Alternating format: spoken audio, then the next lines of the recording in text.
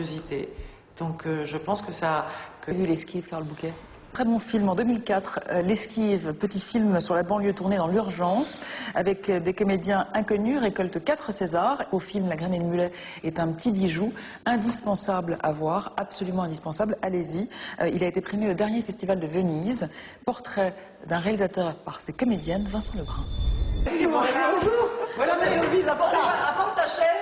Alors, dans Si c'était lui, vous interprétez la petite sœur de Carole Bouquet, une célibataire en mal d'amour, prête à tout pour trouver l'âme sœur. Un rôle de composition total.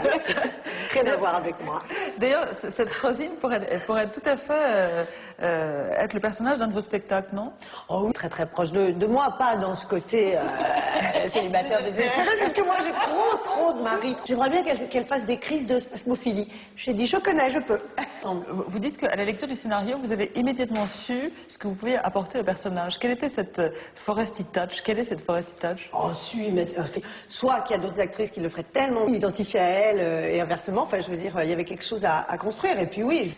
Oui, mais faut-il encore savoir le jouer. Ouais. Et moi, j'aurais aimé soupçon trop, mais je l'adorais. C'est vrai que Carole, elle joue beaucoup. Et moi, bon bah voilà, de toute façon, je parle fort dans la vie. Hein. On me dit sans arrêt, mais tais-toi, tout le monde te regarde. Est-ce que vous avez autant envie du cinéma que le cinéma a envie de vous? Explique-toi le cinéma. J'ai pas envie de cinéma, j'ai envie d'aventure. Ouais. Dans ma vie. Pas envie. Mais est-ce que vous le cinéma, je trouve qu'on... Voilà. Sinon, bon, faire du cinéma... Youn disait souffrir du regard que portaient sur lui les gens de cinéma. Est-ce que vous avez le sentiment d'être bien accueilli par cette famille? Sur tous les tournages, mais... Enfin, de réticence? Oui, enfin, les gens de télé, les comiques de télé... Vous faites perdre les pédales sur le plateau? Non, perdre les pédales, non, mais rire, oui, rire. Comme pour moi, je dirais, vous savez, les Japonais, pour les gens qu'ils aiment bien, ils appellent ça des trésors nationaux.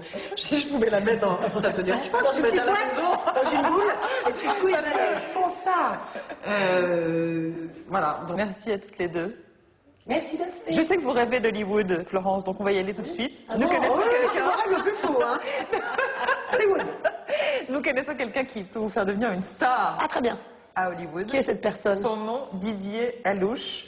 Son journal d'Hollywood, c'est maintenant. Ah, pardon.